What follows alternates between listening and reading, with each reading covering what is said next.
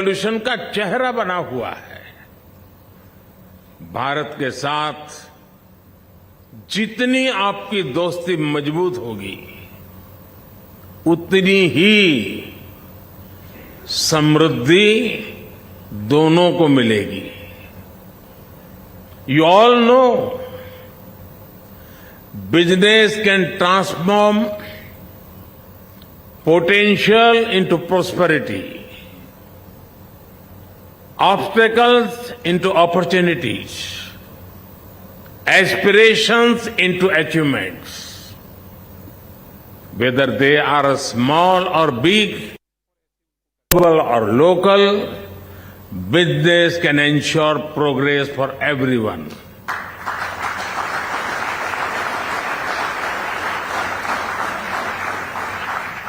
Therefore, the future of global growth is dependent on the future of business. Friends, कोविड-19 से पहले और कोविड-19 के बाद की दुनिया बहुत बदल गई है। कई चीजों में इरिवर्सिबल चेंज हम देख रहे हैं। अब जैसे ग्लोबल सप्लाई चेन को दुनिया फिर से पहले की तरह नहीं देख सकती।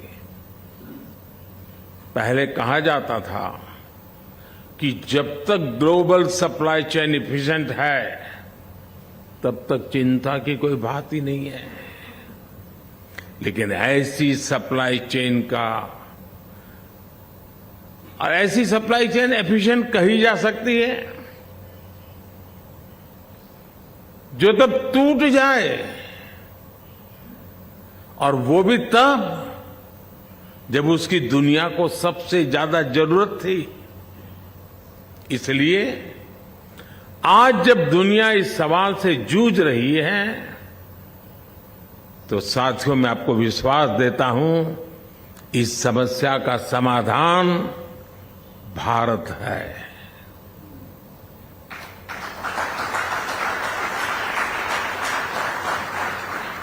एक एफिशिएंट और ट्रस्टेड ग्लोबल सप्लाई चेन के निर्माण में भारत का अहम स्थान है, और इसके लिए ग्लोबल बिजनेस को अपनी रिस्पांसिबिलिटी आगे बढ़ाकर और आगे बढ़कर के हम सबको मिलकर के उठानी होगी। फ्रेंड्स, मुझे खुशी है कि G20 देशों के बीच बिजनेस 20 डिबेट और डायलॉग का एक वाइब्रेंट फोरम बनकर उभरा है।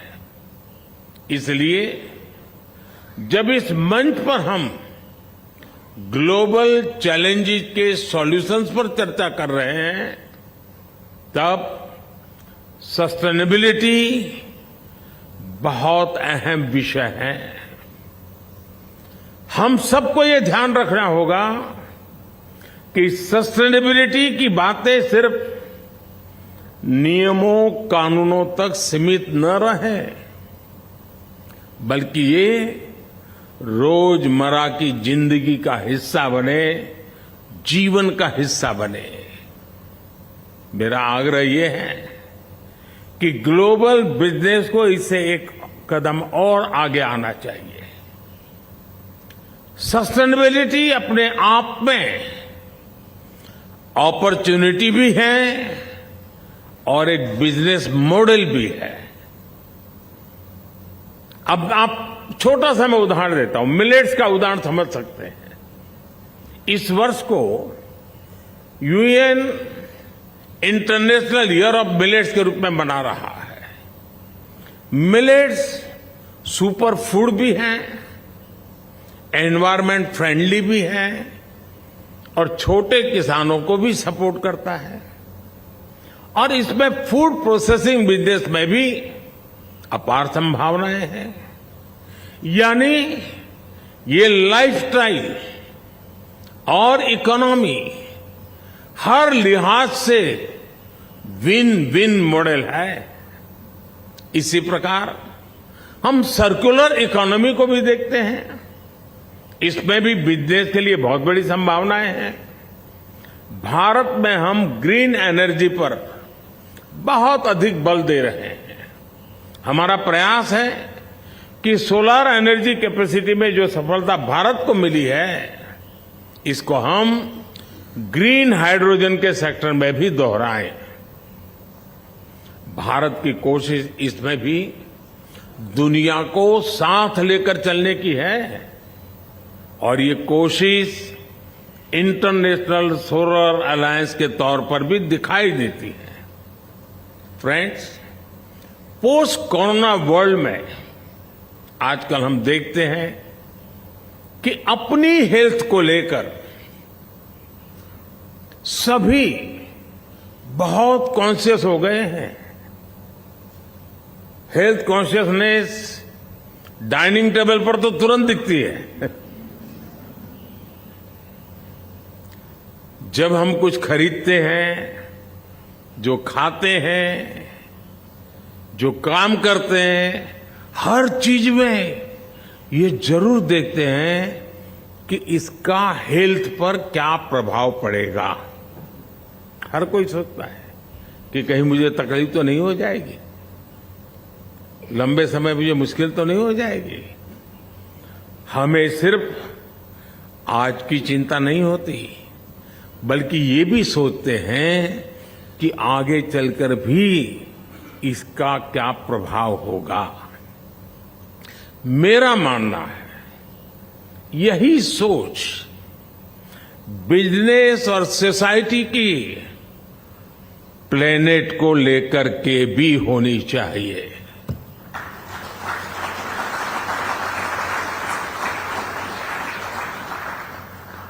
जितनी चिंता मुझे मेरे हेल्थ के लिए हो और मेरी रोजमर्रा की जिंदगी में वो मेरा तराजू हो, तो मेरे रोजमर्रा की जिंदगी में प्लेनेट को क्या इम्पैक्ट होगा, उसकी हेल्थ का क्या होगा, यह भी तो हमारी जिम्मेवारी है। हर फैसले से पहले ये जरूर विचार किया जाना चाहिए कि इसका हमारी धरती पर क्या असर होगा। मिशन लाइफ यानी लाइफस्टाइल फॉर एनवायरनमेंट के पीछे यही भावना है। इसका मकसद दुनिया में प्रो प्लेनेट पीपल, इस प्रकार का एक समूह तैयार करना, एक आंदोलन खड़ा करना है। हर लाइफस्टाइल डिसीजन का बिजनेस वर्ल्ड पर कुछ न कुछ प्रभाव जरूर पड़ता है। जब लाइफस्टाइल और बिजनेस दोनों प्रो प्लेनेट होंगे तो अनेक समस्याएं वैसे ही कम हो जाएगी। हमें इस बात पर बल देना होगा कि अपने जीवन, अपने बिजनेस को हम कैसे एनवायरनमेंट के हिसाब से डालें। भारत ने बिजनेस के लिए ग्रीन क्रेडिट का फ्रेमवर्क तैयार किया है। हम लोग इतने दिनों से कार्बन क्रेडिट में ही उलझे हुए हैं और कुछ लोग कार्बन क्रेडिट का मजा भी ले रहे हैं। मैं दुनिया के सामने ग्रीन क्रेडिट की बात लेकर के आया हूं। ग्रीन क्रेडिट जो प्लेनेट पॉजिटिव एक्शन पर जोर देता है।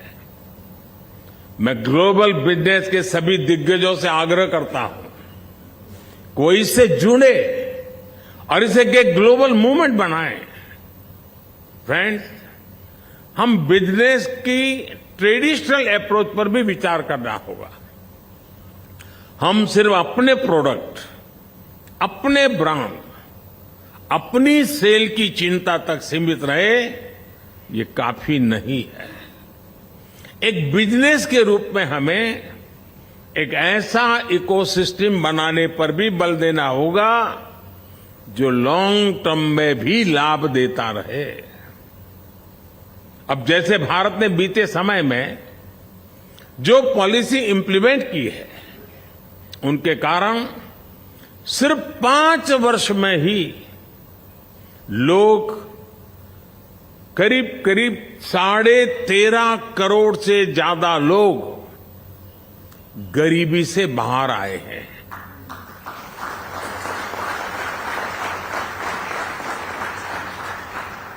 ये जो गरीबी से ऊपर आने वाले लोग हैं, जो न्यू मिडिल क्लास है, और मैं मानता हूं यही सबसे बड़े कंज्यूमर है, क्योंकि वो एक नए एस्पिरेशंस के साथ आते हैं। जो न्यू मिडिल क्लास भी भारत की ग्रोथ को मोमेंटम दे रहा है। यानी सरकार ने गरीबों के लिए जो काम किया, उसके नेट बेनिफिशियरी हमारे मिडिल क्लास भी हैं और हमारे एमएसएमईज भी हैं। कल्पना कीजिए कि प्रो पुअर गवर्नेंस पर फोकस करने से आने वाले 5-7 साल में कितना बड़ा मिडिल क्लास तैयार होने वाला है। इसलिए हर बिजनेस को ज्यादा से ज्यादा लोगों की, और ये जो परचेजिंग पावर बढ़ रहा है, उस परचेजिंग पावर मिडिल क्लास का जैसे जैसे बढ़ता है, तो सीधा सीधा वो बिजनेस पर बहुत बड़ा इंपैक्ट क्रिएट करता है। और हमने इस दोनों पर एक समान रूप से कैसे फोकस करना है। हमारा फोकस अगर सेल्फ सेंट्रिक रहा तो मैं नहीं मानता हूं कि हम खुद का भी भला कर पाएंगे और दुनिया का भी भला कर पाएंगे। ये चुनौती हम क्रिटिकल मटेरियल, रेयर अर्थ, ऐसे कई मेटल के मामले में अनुभव भी कर रहे हैं। ये ऐसी चीजें हैं जो कहीं बहुत अधिक हैं, कहीं है ही नहीं, लेकिन जरूरत पूरी मानव जात को है। जिसके पास वो अगर इन्हें ग्लोबल रिस्पॉन्सिबिलिटी के रूप में नहीं देखेगा, तो ये एक नए कॉलोनियलिज्म के मॉडल को बढ़ावा देगा। और ये मैं बहुत गंभीर चेतावनी दे रहा हूं। फ्रेंड्स, ये profitable market can be sustained when there is a balance in the interest of producers and consumers. This also applies to nations. Treating other countries only as a market will never work. It will harm even the producing countries sooner or later. Making everyone equal partners in progress is the way forward. There are many global business leaders here. Can we all give more thought to how to make business more consumer-centric?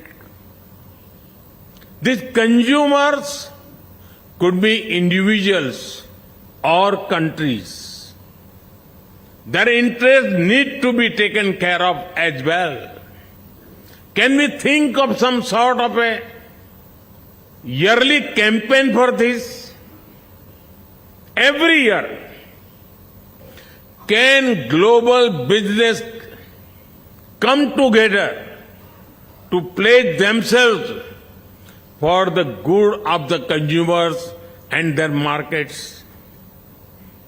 साथियों, क्या दुनिया भर में सारे business मिलकर साल का कोई ऐसा दिन तय कर सकते हैं जिसे कंज्यूमर को समर्पित किया जा सके?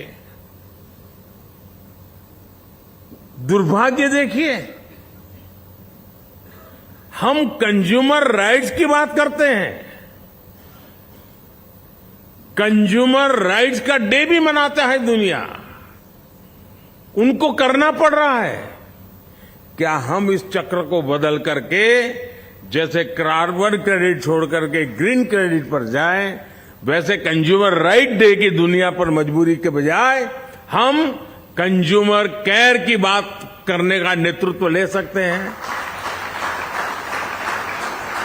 एक बार हम कंज्यूमर केयर डे मनाना शुरू करें, आप कल्पना कीजिए कितना बड़ा पॉजिटिव सिग्नल्स के साथ का एनवायरनमेंट बदल जाएगा। अगर कंज्यूमर की केयर बात होगी तो राइट से जुड़े उनके मुद्दे अपने आप सॉल्व हो जाएंगे साथियों। इसलिए इंटरनेशनल कंज्यूमर केयर डे ऐसी व्यवस्था पर मैं चाहूंगा कि आप सब साथी मिलकर के कुछ सोचिए। इससे बिजनेस और कंज्यूमर के बीच ट्रस्ट को और अधिक सशक्त बनाने में मदद मिलेगी। और हमें याद रखना है कि कंज्यूमर सिर्फ एक ज्योग्राफी के भीतर के रिटेल कंज्यूमर नहीं है, बल्कि अलग अलग देश भी हैं जो global trade, global goods and service के कंज्यूमर है।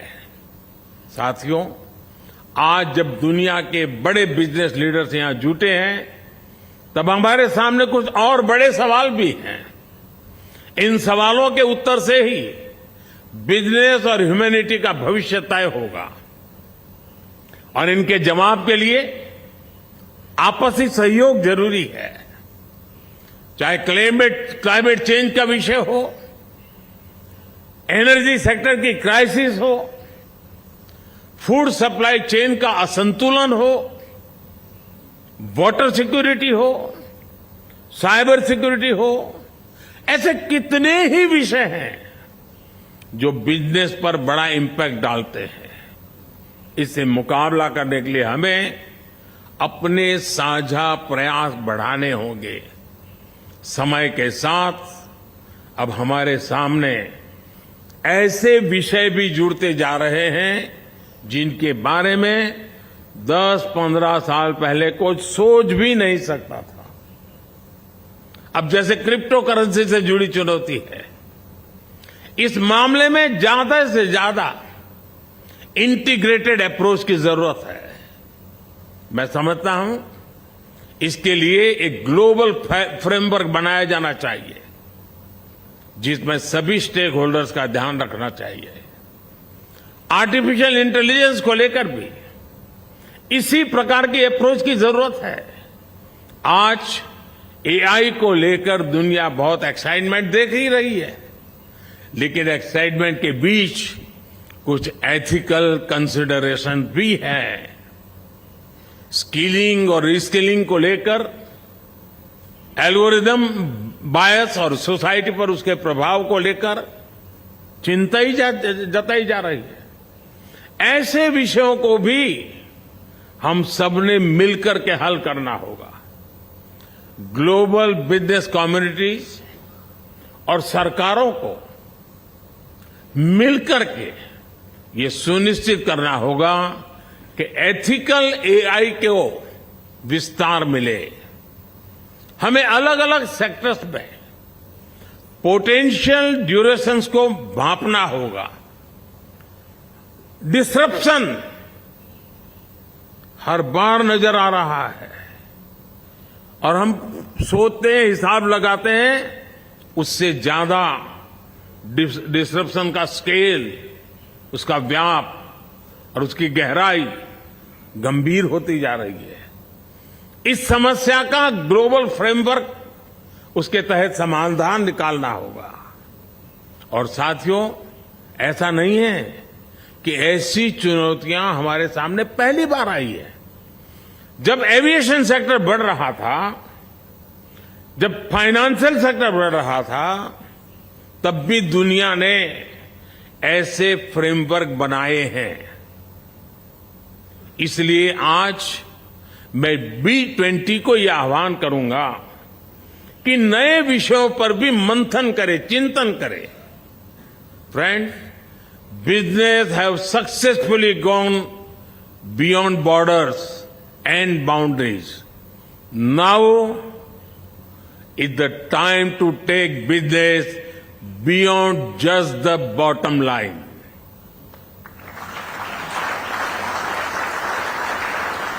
This can only be done by focusing on supply chain resilience and sustainability.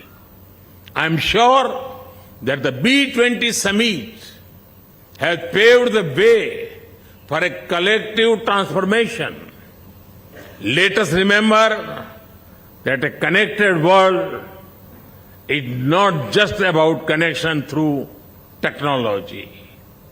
It is not only about shared social platforms, but also about our shared purpose, shared planet, shared prosperity, and shared future. Thank you. Thank you very much.